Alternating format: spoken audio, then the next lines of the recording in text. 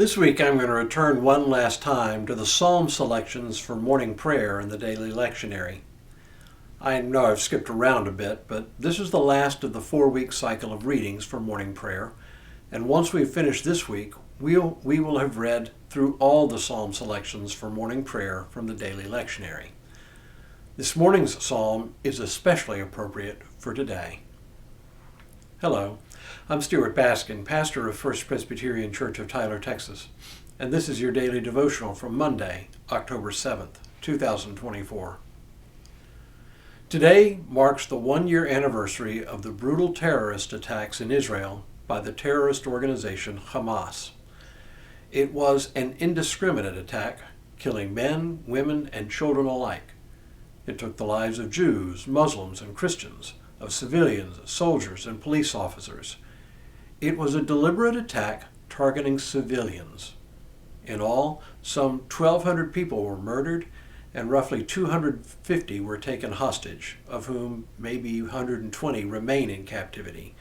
No one knows how many of those are alive or dead. I know this is a tough way to begin the morning, but perhaps it will make today's psalm selection more real and less abstract. It is a prayer for deliverance from one's enemies. Instead of reading only parts of it and commenting on the way, let me read the whole psalm. As I read it, hear it as a plea for deliverance from modern terrorists like Hamas. Give ear to my words, O Lord. Give heed to my sighing. Listen to the sound of my cry, my King and my God, for to you I pray. O Lord, in the morning you hear my voice. In the morning I plead my case to you and watch. For you are not a God who delights in wickedness. Evil will not sojourn with you. The boastful will not stand before your eyes. You hate all evildoers. You destroy those who speak lies. The Lord abhors the bloodthirsty and deceitful. But I, through the abundance of your steadfast love, will enter your house. I will bow down toward your holy temple in awe of you. Lead me, O Lord, in your righteousness because of my enemies. Make your way straight before me. For there is no truth in their mouths. Their hearts are destruction. Their throats are open graves. They flatter with their tongues. Make them bear their guilt, O God. Let them fall by their own counsels. Because of their many transgressions, cast them out, for they have rebelled against you.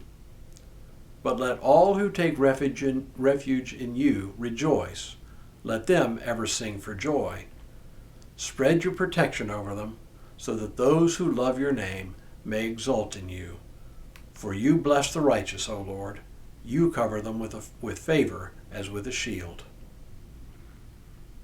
So it seems to me that the psalmist gets things exactly right.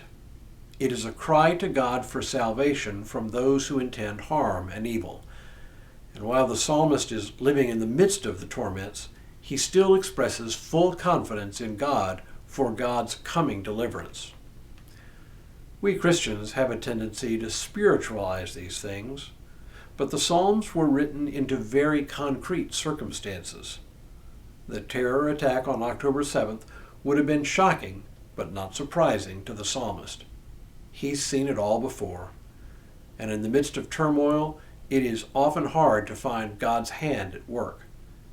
And yet, the psalmist continues to praise God for deliverance that has not yet come, confident that the God who does not delight in wickedness will prevail even against the most determined foes. Let all who take refuge in you rejoice. Let them ever sing for joy. It is hard to rejoice, hard to sing for joy in the midst of tragic circumstances, but the promise is that rejoicing and songs of joy will again be on the people's lips, for God intends to have the last word.